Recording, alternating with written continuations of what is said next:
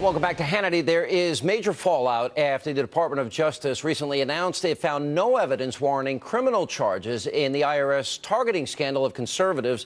Now, in just a moment, I'll be joined by Congressman Jim Jordan, and also he's the one Republican of many who is now calling for additional investigations into the cover-up of the tax agency's harassment of these conservative groups. But first, the victims of the scandal, they remain outraged today, and they still have yet to be contacted regarding this case. Now, my next guest are two of those individuals, and you might remember one of them, Becky Gerritsen, who delivered this emotional testimony on Capitol Hill back in June. Watch this. We don't understand why the government tried to stop us. I'm not here as a serf or a vassal. I'm not begging my lords for mercy. I'm a born-free American woman, wife, mother, and citizen, and I'm telling my government that you've forgotten your place. I'm not interested in scoring political points. I want to protect and preserve the America that I grew up in, the America that people cross oceans and risk their lives to become a part of. And I'm terrified it is slipping away. Joining me now, Ohio Congressman Jim Jordan, also here. The woman you just heard from, Becky Gerritsen, and also Catherine Engelbrecht is back with us, and both of whom, by the way, were targeted by the IRS.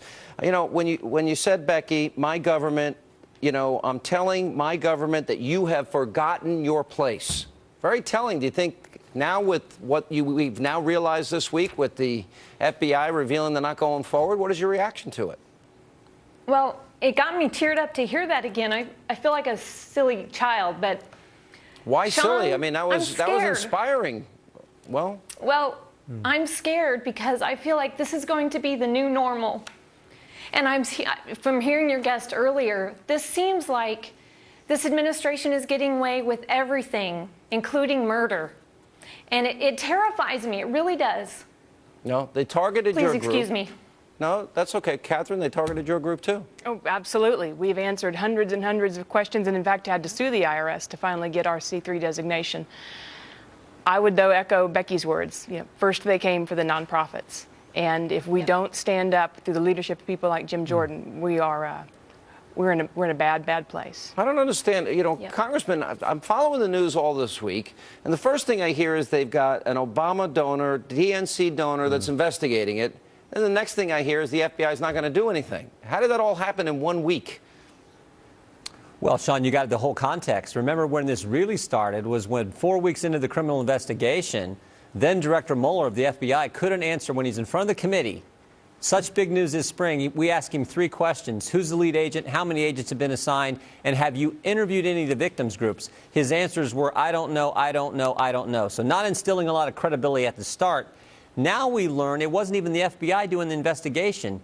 It's some lawyer in the Civil Rights Division, who gave $6,000 to the Obama campaign. And they tell us, oh, no one's been criminally responsible. No one did anything wrong here.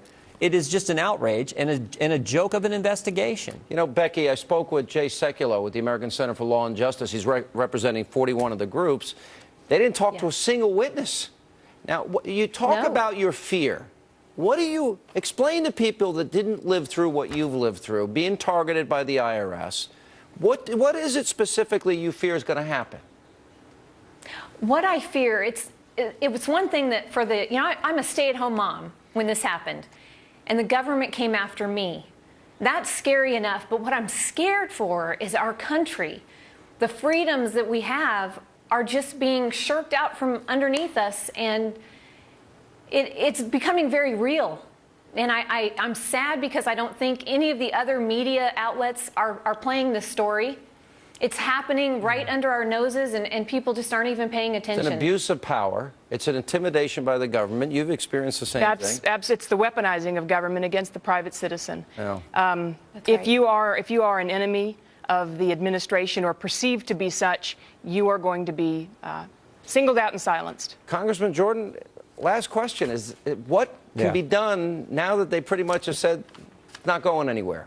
What happens next? Well, we're going to investigate the investigation. Yesterday in the committee, we had Michael Horowitz and the Inspector General for the Justice Department, and we said, we want you to investigate the circumstances surrounding the selection of Barbara Bosterman to head this investigation. And here's why it's so important, Sean. She came from the Civil Rights Division.